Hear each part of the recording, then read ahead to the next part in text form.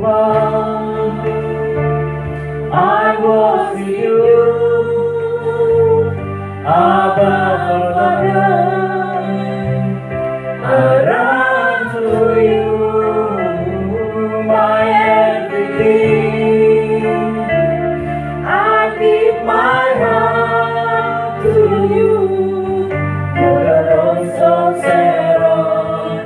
You're my God. You're the rose of Sharon. You're my God. Oh, you're the rose of Sharon. You're my God.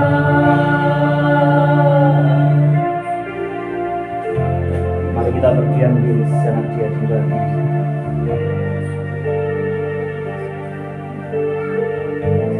Mari cari wajahnya dengan sepenuh hati.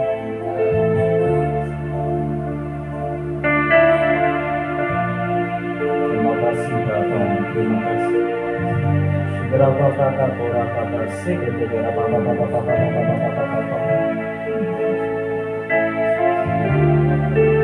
Berapapun kami ada di tempat ini, kami minta anugerah-Mu Tuhan. Kami minta kasih anugerah dan rahmat-Mu, bahwa kami masuk ke tempat kudus-Mu, bahwa kami masuk hadirat-Mu, bahwa kami masuk ke tempat yang lebih dalamnya, bersekutu dengan-Mu, menikmati hadirat-Mu. Ya, dari setiap kami yang di tempat ini, jangan Kau lewati. Biar setiap kami malam ini mengalami kuasa hadirat-Mu, kuasa urapan-Mu yang bekerja di tengah kami.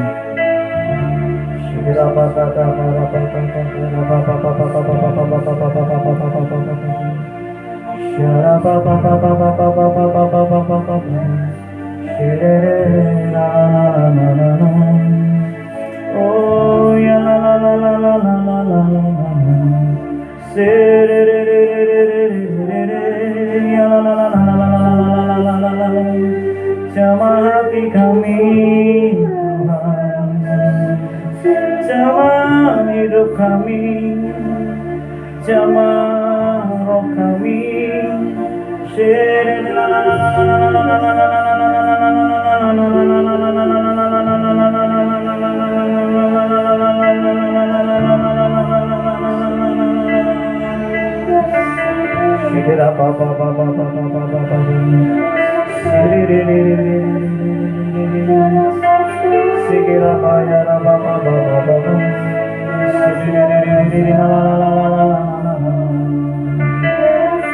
Terima kasih Tuhan, terima kasih kenapa kata pura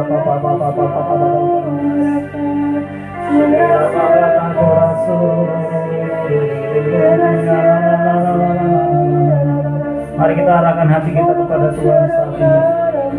Dan setiap kita arahkan hati kita kepada Tuhan, pejamkan mata kita, arahkan pandangan hati kita kepadanya, cari wajahnya dengan sepenuh hatinya. Cari perkenanannya, cari hatinya.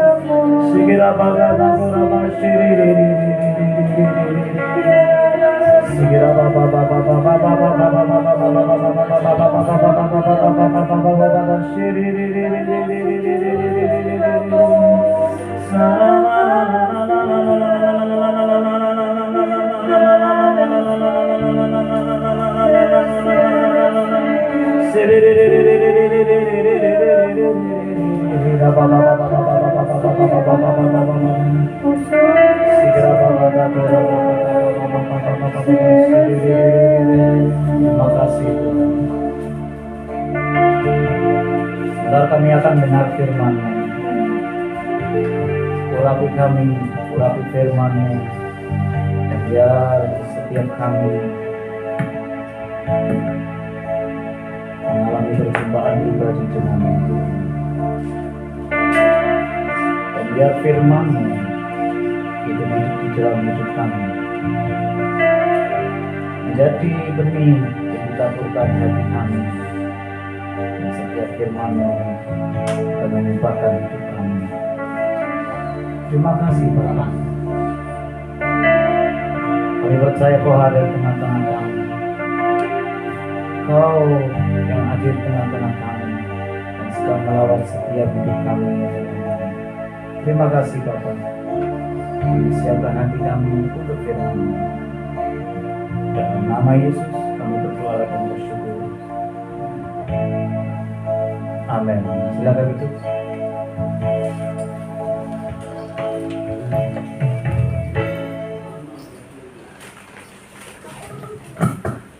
Salam.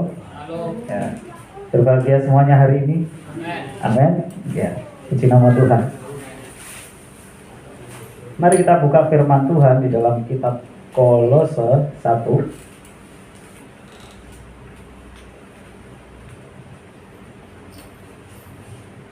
Hari ini saudara kita Pak Adi, ya siapanya Adi sedang ada di Surabaya, ya.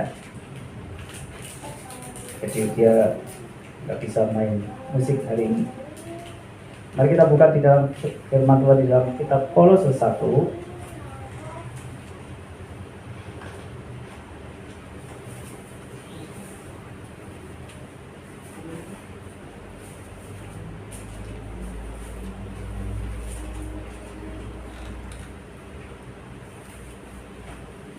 Ayat 9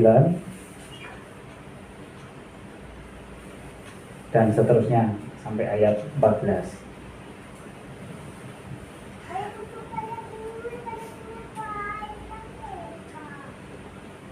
Akan saya bacakan demikian firman Tuhan. Sebab itu sejak waktu kami mendengarnya, kami tiada berhenti-henti berdoa untuk kamu. Kami meminta supaya kamu menerima segala hikmat dan pengertian yang benar untuk mengetahui kehendak Tuhan dengan sempurna. Ya, sampai situ dulu. Amin. Saudara-saudara, kita sebagai anak-anak Tuhan, ketika kita mendengar firman Tuhan, ketika kita sudah menjadi percaya, ada satu hal yang harus kita minta adalah hikmat. Amin. Karena tanpa hikmat kita nggak akan mengerti setiap rencana Tuhan. Tanpa hikmat kita nggak ngerti jalan-jalan Tuhan. Tanpa hikmat kita nggak mengerti apa yang Tuhan rancangkan atas hidup kita. Bahkan tanpa hikmat kita nggak akan tahu bahwa Yesus adalah Tuhan. Tanpa hikmat kita nggak akan ngerti bahwa sebenarnya nanti setelah kita mati kita akan masuk surga. Amin. Tuhan sudah menjanjikan tempat yang lebih baik dari di bumi ini. Tanpa hikmat kita nggak akan mengerti bahwa Tuhan sudah menyediakan tempat bagi kita semua. Amin. Maka satu hal di sini Paulus mengatakan bahwa kepada jemaat di Kolose, ya. Sebab itu sejak waktu kami mendengarnya, kami tiada berhenti-henti berdoa untuk kamu. Amin. Kita juga berdoa untuk setiap orang yang kita layani. Amin.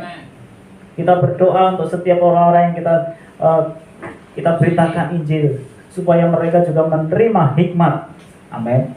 Supaya mereka diberikan pengertian.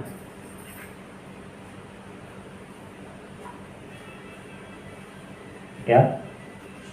Kami meminta supaya kamu menerima segala hikmat dan pengertian yang benar. Nah, ini kita perlu pengertian yang benar, karena tanpa pengertian yang benar kita akan tersesat.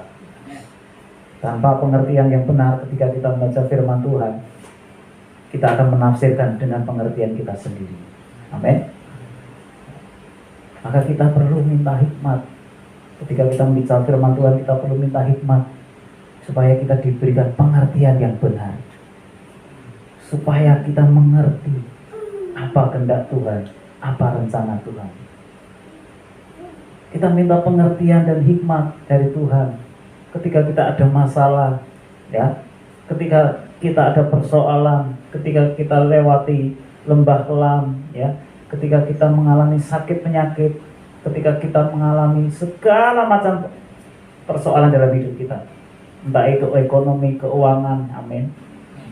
Kita minta hikmat dan pengertian.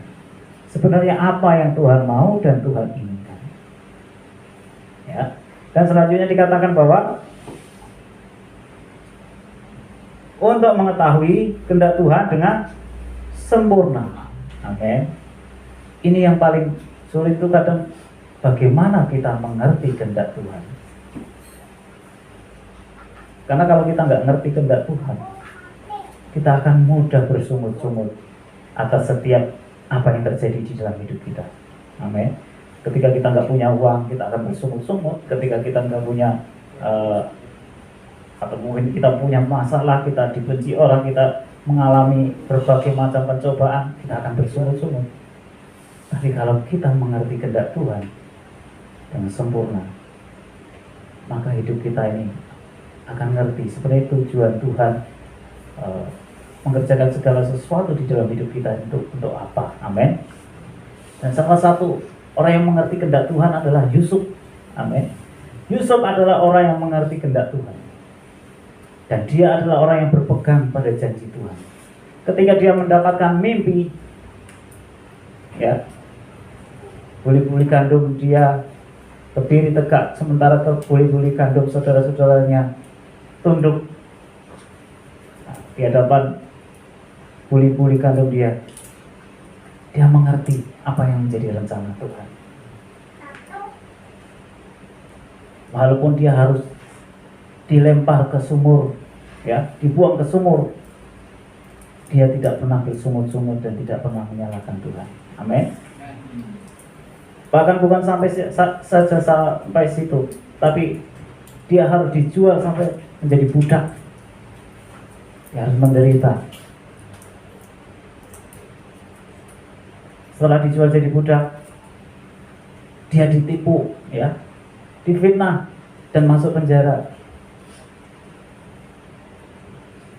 Dan akhirnya dia dilepaskan oleh raja. Amin. Kenapa sampai seperti itu? Karena Yusuf mengerti kehendak Tuhan, kehendak Tuhan yang sempurna. Sehingga ketika dia mengalami berbagai macam-macam pencobaan, dia bersyukur atas segala sesuatu. Karena kenapa persoalan-persoalan dalam hidup kita ini gak selesai-selesai? Karena kita tidak pernah bersyukur. Amin. Kenapa kita nggak bisa bersyukur? Karena kita nggak ngerti kehendak Tuhan apa. Maka itu kita harus belajar bagaimana kita supaya mengerti kehendak Tuhan dengan sempurna. Amin. Satu lagi contoh orang yang ngerti kehendak Tuhan adalah Habil. Ya, kita tahu bagaimana antara Kain dan Habil. Kain mempersembahkan dari hasil usahanya yang terbaik. Habil juga mempersembahkan dari hasil usahanya, yaitu ternaknya. Mari kita buka di dalam kitab Kejadian 4.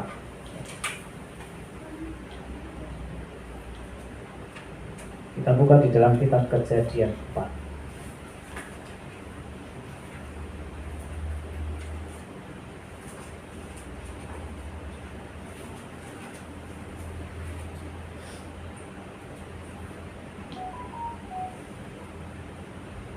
Ayat pertama akan saya bacakan. Kemudian manusia itu bersetepuh dengan Hawa, istrinya. Manusia itu adalah Adam, ya. Dan mengandunglah perempuan itu lalu melahirkan Kain. Maka kata perempuan itu, aku telah mendapat seorang anak laki-laki dengan pertolongan Tuhan. Kemudian selanjutnya dilahirkannya lah Habil, adiknya Kain.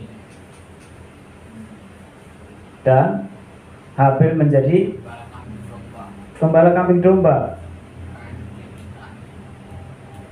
Ya, terus Kain menjadi petani. Kemudian ayat 2, setelah beberapa waktu lamanya, maka Kain mempersembahkan sebagian dari hasil tanah itu kepada Tuhan sebagai korban persembahan. Ayat 4, Habil juga mempersembahkan korban persembahan dari anak sulung kambing dombanya, yakni lemak-lemaknya. Maka Tuhan mengindahkan Habil dan korban persembahannya itu. Tetapi Kain dan korban persembahannya tidak diindahkannya. Lalu hati Kain menjadi sangat panas, dan mukanya muram. Ya, sampai situ dulu. Saya mau tanya, kenapa kok bisa persembahan Habil yang diterima, kok bukan Kain yang diterima? Kira-kira persembahan Kain baik juga enggak? Saya percaya Kain mempersembahkan juga hal yang baik, bahkan sebagian. Berarti dia mempersembahkan yang istilah ukurannya ya, menurut ukuran itu paling besar ya, karena sebagian dari hasilnya. Sementara Habil hanya mempersembahkan anak domba, anak sulung dari dombanya, ternaknya, satu saja. Tapi kenapa kok persembahan Habil yang diterima, sementara persembahan Kain tidak diterima? Saya percaya Habil itu mengerti hati Tuhan. Amin. Tuhan sudah menyatakan di hatinya. Mungkin gambarannya gini. Nah, ketika kumpul keluarga ini antara Adam, Hawa dan Kain dan Habil, mereka sedang bercerita ya. Mungkin cerita kronologinya, mungkin kedua anak ini bertanya kepada Adam dan Hawa, Pak, kok bisa kita ada di tempat ini? Kok bisa kita hidup sengsara, harus ini ya, harus mengolah tanah, harus ini, bagaimana ceritanya? Ya. Terus Bapak, saya anak Bapak, lah Bapak orang tuanya siapa? Ya mungkin tanya seperti itu ya. Nah, kemudian dari situlah mungkin Adam cerita, kami dibentuk di Taman Eden dari debu dan tanah. Kemudian ibumu ini diambil dari tulang rusuk ayah ya, tulang rusuk papa ini ya, gambaran gitu. Kemudian Tuhan memerintahkan untuk tidak makan buah ya, pengetahuan yang baik dan yang jahat. Tapi ibumu ini ya, mungkin ceritanya seperti ini ya. Tapi ibumu, mamamu ini mengambil buah itu ya, mengambil buah itu dan memetiknya, kemudian memakannya. Dan setelah dia memakan separuh, dia berikan kepada papa separuh ya. Dan akhirnya papa diusir ya, dari Taman Eden ya. Mungkin gambarannya seperti itu. Ketika kami makan buah itu ya, kami ada rasa takut. Kami sadari bahwa kami sudah telanjang ya. Kemudian Tuhan melangkah di taman dan memanggil-manggil kami. Kami berusaha menutupi aurat kami dengan daun-daun, membuat sawat dari daun-daun. Kemudian tetapi Allah membuat pakaian dari apa? Dari kulit hewan ya, domba. Dan mungkin dari sinilah dia mengerti, Habil mengerti, Tuhan suka yang ini. Amin. Tuhan suka tentang persembahan. Dia mengerti, kemudian menangkap isi hati Tuhan. Amin. Dia menangkap bahwa Tuhan suka persembahan ini, anak sulung. Tuhan suka. Kemudian Habil mempersembahkan anak sulung domba. Amin. Sementara Kain, mungkin Kain hanya mendengar itu sebagai sebuah cerita saja. Mendengar tentang apa yang dikatakan oleh Adam dan Hawa, papa dan mamanya, itu hanya sebagai cerita saja. Habil Kain tidak mempunyai pengertian, sehingga tidak mengerti apa sebenarnya kemauan Tuhan. Dan tanpa disuruh, Habil mempersembahkan anak domba. Amin. Anak sulung dari domba, ternak peliharaannya. Sementara Kain mempersembahkan semua dari hasil pertanian. Dan ketika Tuhan melihat persembahan Habil, Tuhan suka. Amin. Tuhan suka, dan mungkin hati Tuhan seperti ini. Anak ini benar-benar mengerti hatiku ya. Amin. Coba kalau misalnya ya orang tua, mungkin di sini saya gambarkan Pak Kardi ya. Pak Kardi kan punya anak-anak. Coba ketika mungkin Pak Kardi nggak minta, mungkin Pak Kardi senangnya apa Pak? Mungkin es teh lah, kayak Pak Ferry ya. Pak Ferry ya, saya gambarkan kayak Pak Ferry. Pak Ferry senang es teh. Dia nggak minta, tapi tiba-tiba dibawakan oleh es teh. Rasanya seneng nggak? Kamu ngerti ya apa yang ku mau, amin. Disitulah seperti itu. Habil juga seperti itu. Ketika Tuhan melihat persembahan dari Habil, hatinya tergerak, amin.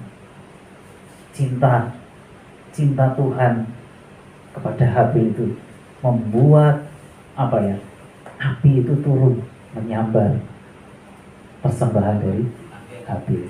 Seperti kayak Elia, ketika Elia mempersembahkan korban ya di hadapan para Baal, bahkan sampai semua apinya itu turun ke persembahan, bahkan sampai parit-parit air yang ada di parit-parit itu semuanya kering karena api yang menyambar dari surga. Amin. Dan inilah Habil sangat mengerti isi hati Tuhan, bahkan tanpa diminta. Dan saya percaya setiap kita juga bisa seperti itu. Bukan hanya Habil. Mungkin hari ini Tuhan ingin apa? Mungkin Tuhan ingin Pak Kardi, Tuhan ingin menyembah Pak Kardi Tuhan ingin Pak Kardi menyembah dia ya. Amin. Walaupun mungkin tanpa disuruh, tapi ketika kita mengerjakannya dengan sepenuh hati, maka Tuhan itu akan suka. Amin. Kadang gini ya, di dalam hidup ini, kalau kita mengerjakan apa yang disuruh, itu hal biasa. Amin. Kalau kita mengerjakan sesuatu karena disuruh, ya. Misalnya tolong beresi mic, ya. Misal tolong beresi ini, ya. Tolong bawakan ini, itu udah biasa. Tetapi kalau kita mengerjakan sesuatu tanpa disuruh dan kita ngerti bahwa itu sebenarnya yang dimau dan itu dapat menyenangkan hati, maka itu berkahnya melimpah-limpah. Amin. Maka kita harus belajar mengerti hati Tuhan. Maka seperti lagu tadi ya, ajari aku mengerti isi hatimu Tuhan. Kita harus belajar untuk mengerti isi hati Tuhan, apa yang Tuhan mau dan Tuhan inginkan di dalam hidup kita. Mungkin apa sih yang Tuhan mau atas hidup kita? Saudara-saudara, Tuhan itu sangat suka ketika kita datang pada Dia. Ketika kita berdoa, kita memanggil namanya, kita merenungkan firman-Nya. Tuhan itu sangat suka ketika kita mau duduk di kakinya, ya, seperti Maria. Kenapa Maria sangat disukai Tuhan? Bahkan ketika Marta dia mengeluh kepada Tuhan, Tuhan kenapa kau biarkan saudaraku duduk diam saja sementara aku sibuk, ya gambaran itu ya. Sementara aku sibuk mempersiapkan segala sesuatunya. Dan Tuhan malah membela Maria. Tuhan tidak mengatakan, Maria sana bantu Marta, nanti kamu duduk lagi di sini. Tapi dia mengatakan bahwa Marta, engkau menyusahkan diri dengan banyak perkara. Amin. Jadi Tuhan ingin setiap kita yang ada di sini, Tuhan sangat senang. Saya percaya ketika kita semua berkumpul di tempat ini, Tuhan suka. Apalagi kita mau duduk mendengarkan firman Tuhan, kita menyembah Dia, ya. Walaupun kadang hujan, amin, mendung, dingin, hambatan, apalagi ketika kita ini datang dengan perjuangan, Tuhan sangat suka. Dan Tuhan itulah yang diinginkan Tuhan. Amin. Ya. Mari kita kembali lagi ke Kolose tadi.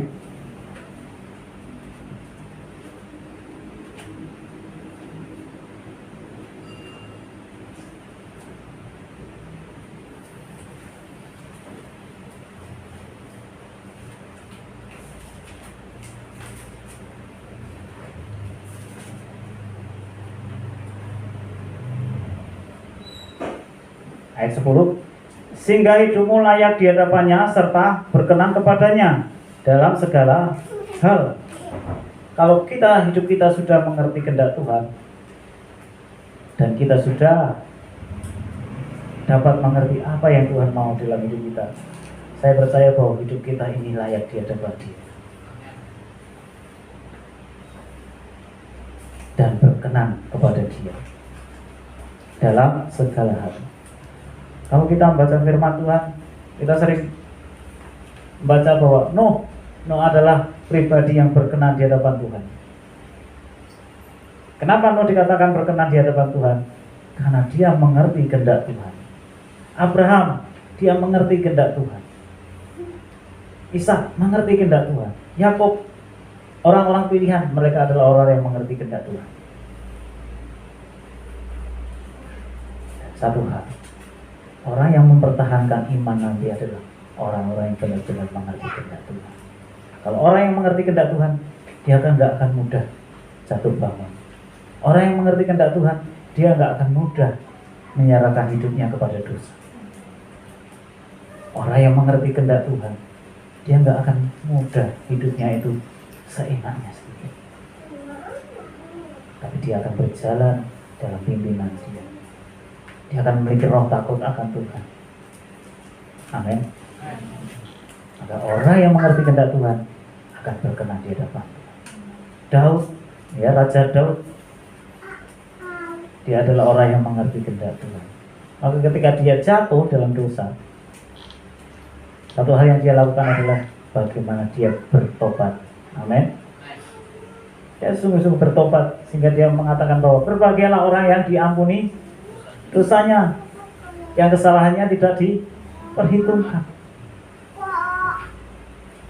tapi yang jiwanya tidak menjadi penipu. Amin. Itulah yang dikatakan Daud. Saya percaya firman Tuhan itu, yang dikatakan Daud itu adalah ketika bagaimana setelah dia bertobat, setelah dia jatuh dengan Batseba, sehingga dia bertobat dari kesungguhan hatinya, dia benar-benar minta Tuhan dipulihkan, sampai dia mengatakan, dan saya lihat di Alkitab nggak ada yang mengatakan bahwa jangan ambil rohmu daripadanya. Nggak ada yang mengatakan seperti itu. Hanya Raja Daud yang mengatakan seperti itu. Jangan ambil rohmu dari hadapan. Amin. Kemudian ayat selanjutnya, dan kamu memberi buah dalam segala pekerjaan yang baik. Kalau kita memberi buah dalam pekerjaan yang tidak baik, berarti kita itu harus dipertanyakan hidup kita. Amin. Perlu dipertanyakan kalau kita ini selalu memberi buah yang tidak baik. Jangan-jangan kita memiliki jiwa penipu. Amin. Kita bisa menipu dunia ini, kita bisa menipu hamba Tuhan, tapi Tuhan tidak bisa ditipu. Amin. Kita bisa menyembunyikan segala sesuatu dari orang, tapi Tuhan itu adalah melihat, dan Dia tidak ditipu, tidak bisa ditipu. Amin. Tapi mungkin kadang pertanyaan gini, aku berbuat dosa masih aman-aman saja. Amin. Sebenarnya ketika orang berdosa dan berbuat dosa dan jatuh, mungkin sudah jatuh bangun dan kok hidupnya masih aman-aman, kita jangan iri. Amin. Karena sebenarnya di saat itu Tuhan itu sedang memberi kesempatan. Amin. Untuk apa? Bertobat. Karena kehendak Tuhan itu apa? Kehendak Tuhan adalah semua orang diselamatkan. Amin. Kalau Tuhan masih memberi waktu kepada kita, sebenarnya itu adalah kesempatan untuk kita sungguh-sungguh bertobat, sungguh-sungguh mencari hatinya, sungguh-sungguh hidup di dalam kebenaran. Karena itulah kehendak Tuhan. Kehendak Tuhan adalah semua orang diselamatkan. Maka Tuhan tetap memberi kasih karunia. Walaupun mungkin hari ini kita jatuh, tapi jangan pergunakan kasih karunia itu untuk kita bermain-main. Amin. Karena Tuhan juga tidak mau dipermainkan. Maka dari itu, marilah kita hidup di dalam kesungguhan hati. Minta hikmat, minta pengertian yang benar, minta kita ini diberikan hati Tuhan. Kemudian dikatakan lagi, dan bertumbuh dalam pengetahuan yang benar tentang Allah. Amin. Kita sebagai orang-orang percaya, kita harus bertumbuh dalam pengetahuan yang benar tentang Tuhan. Yang utama apa? Pertama, Tuhan itu mengampuni, ya. Kita harus tahu bahwa Tuhan itu Maha Pengampun. Tuhan itu telah datang ke dunia ini. Tujuannya adalah untuk menebus setiap dosa-dosa kita. Dia mati di kayu salib. Supaya apa? Supaya setiap orang yang percaya kepadanya tidak binasa, melainkan peroleh hidup yang kekal.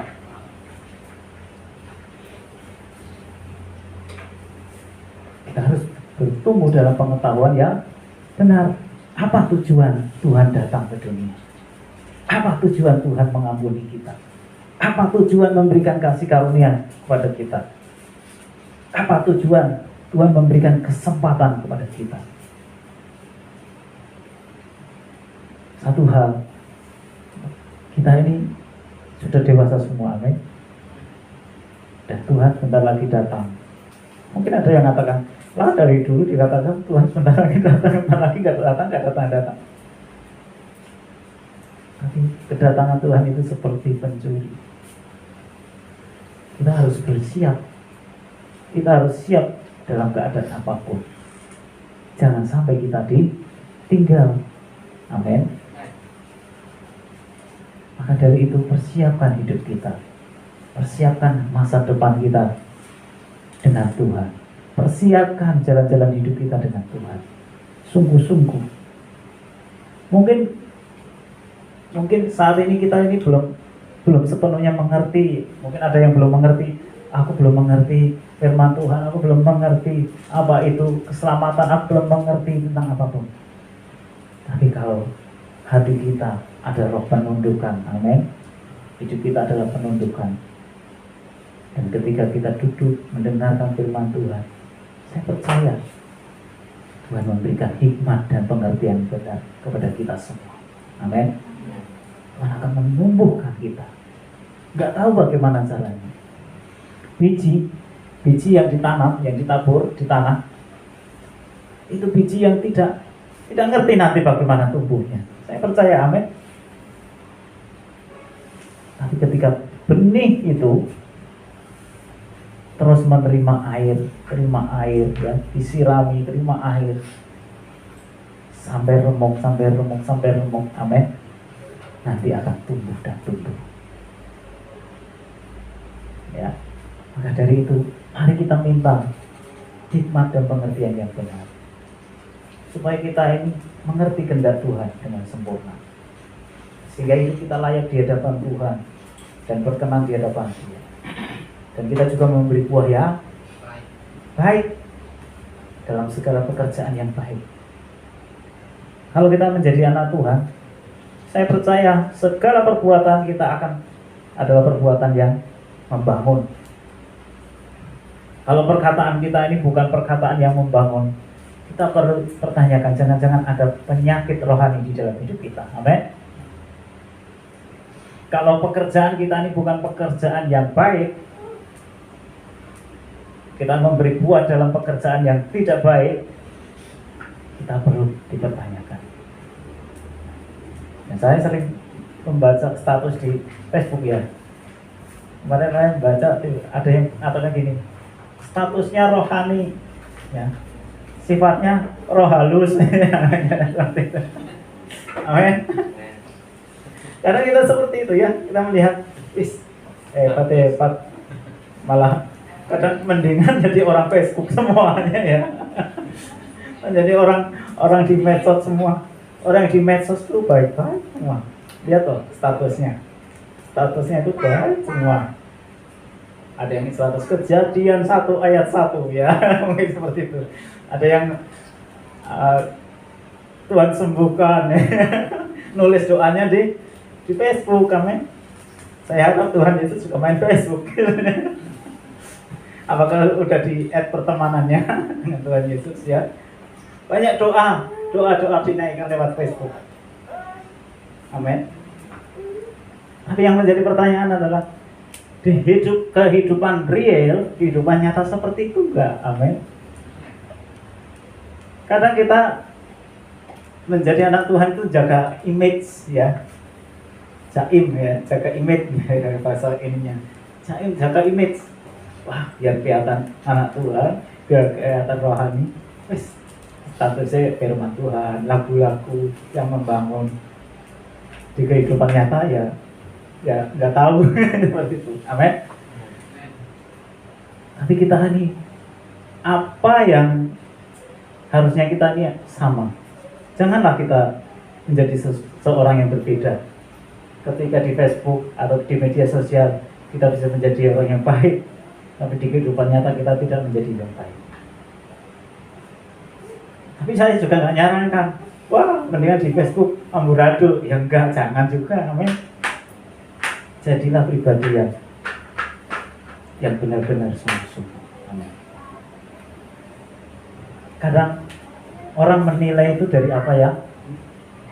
Pribadi kita dari apa ya? Dari apa yang kita bicarakan, apa yang kita tulis, apa yang kita sampaikan. Sebenarnya ketika kita menulis status, dan status itu mungkin bukan sesuatu yang baik. Sebenarnya itu kita ini sama saja membuka hidup kita. Amin. Membuka akhir kita. Amin. Tapi kalau kita menulis segala sesuatu benar-benar untuk memberkati, dan kita benar-benar menjadi berkat, itu adalah hal yang luar biasa. Amin. Pakailah media sosial yang kita punya ya. Saya percaya mungkin di sini banyak yang punya media sosial, entah itu Facebook, entah itu WA ya. WA juga media sosial. Karena apa? Bisa bikin status, dia bisa ini ya. Gunakanlah itu untuk memberitakan kabar baik. Mungkin ada hal-hal yang kita nggak bisa kerjakan, tapi melalui media sosial kita bisa kerjakan dengan memberitakan kebenaran, bersaksi. Kalau hidup kita bersaksi sesuai dengan fakta hidup kita, maka itu akan menjadi berkat. Tapi kalau kesaksian kita, ya, status kita tidak sesuai dengan hidup kita, maka itu kita nggak akan dapat berkatnya. Amin. Ya. Kemudian ayat selanjutnya, dan dikuatkan dengan segala kekuatan oleh kuasa kemuliaannya untuk menanggung segala sesuatu dengan tekun dan sabar. Amin. Kiranya Tuhan memberikan kekuatan kepada kita untuk menghadapi segala persoalan apapun. Kiranya Tuhan memberikan kekuatan kita dan memberikan kita ini hati yang penuh dengan ketekunan dan kesabaran, ya, dalam menghadapi segala masalah apapun, dan mengucap syukur dengan sukacita kepada Bapa yang melayakkan kamu untuk mendapat bagian dalam apa yang ditentukan untuk orang-orang kudus di dalam kerajaan terang. Amin. Ada bagian-bagian yang Tuhan tentukan untuk orang-orang kudus, untuk orang-orang percaya. Orang-orang kudus itu apa sih? Bukan orang-orang yang tinggal di kota kudus, bukan. Amin. Tapi orang-orang yang hidupnya di dalam kebenaran. Jadi percayalah bahwa ketika kita ikut Tuhan, dengan sepenuh hati melakukan firman Tuhan, dengan sepenuh hati, kita ini tidak, hidup kita ini tidak ada kerjaan yang sia-sia. Karena semua yang kita kerjakan itu diperhitungkan Tuhan. Kesetiaan kita diperhitungkan Tuhan. Ketidaksetiaan kita juga diperhitungkan. Permainan kita juga diperhitungkan Tuhan. Maka dari itu, mari kita hidup dengan kesungguhan hati. Mungkin, bagaimana kita bisa hidup sungguh-sungguh? Saya belum mampu untuk hidup sungguh-sungguh. Maka mintalah kekuatan yang dari Tuhan. Saya percaya ketika kita menyerahkan hati kita dan kita berdoa, mungkin kita masih hidup kita gambaran masih amburadul, tapi ketika kita mau berdoa, Tuhan, aku pengen berubah rasanya. Dan mungkin ketika kita berdoa seperti itu aja, Tuhan tuh suka, amin. Dan Tuhan tuh bisa menunjukkan jalan-jalan, menunjukkan apa yang Tuhan mau, amin. Yang penting ada kemauan. Ayat 13, ia telah melepaskan kita dari kuasa kegelapan dan memindahkan kita ke dalam kerajaan anaknya yang kekasih. Di dalam dia kita memiliki penebusan kita, yaitu pengampunan dosa. Amin. Di dalam Yesus ada pengampunan. Kenapa pengampunan itu sangat penting? Karena tanpa pengampunan kita tidak dapat keselamatan. Amin. Tanpa pengampunan kita tidak dapat kehidupan yang kekal. Tanpa pengampunan kita tidak mendapat bagian dari orang-orang kudus dalam kerajaan terang. Maka dari itu sangat perlu, sangat penting sekali pengampunan bagi kita. Amin. Mari kita tutup. Saya undang kita semua bangkit berdiri.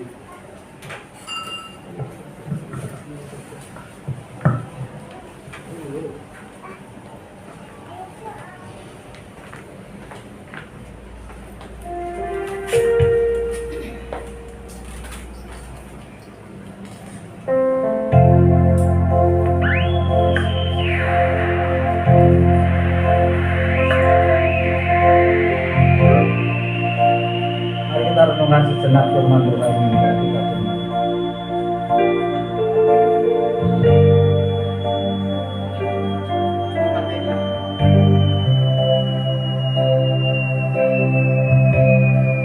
Terima kasih Bapa.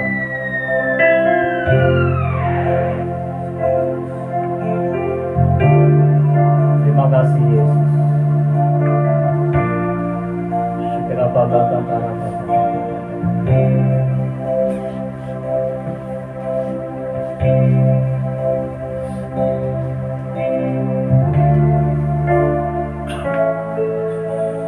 Tuhan memberikan semuanya,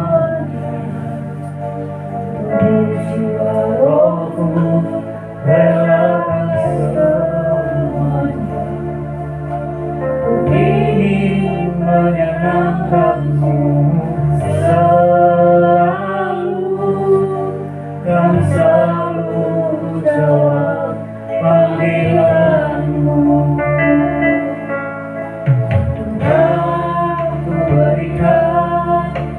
Semuanya, berikan semuanya pada Tuhan. Jiwa rohku relakan semuanya. Ku ingin menyenangkanmu selalu, kan selalu jawab panggilanmu. Ajari aku mengerti perasaanmu, mengerti dekat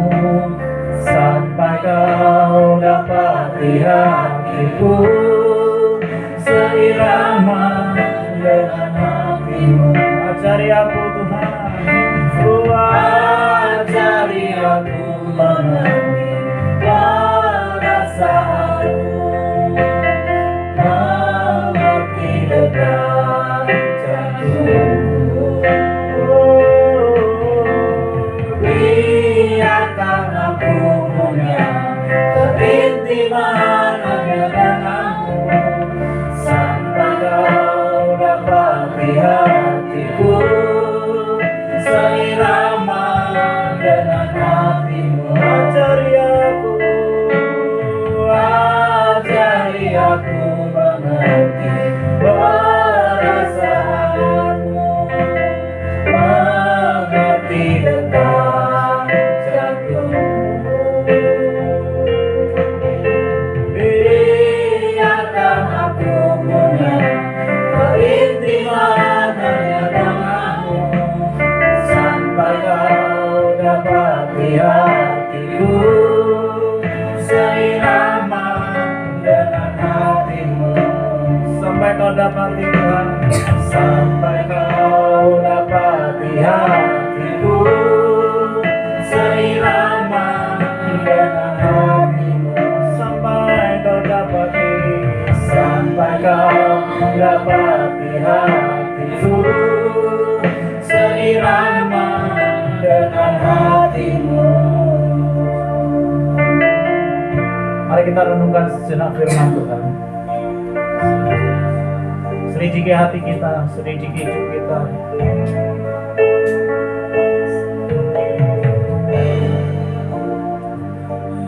Apakah hidup kita ini sudah berkenan di hadapan? Segera katakan, terima kasih Tuhan. Segera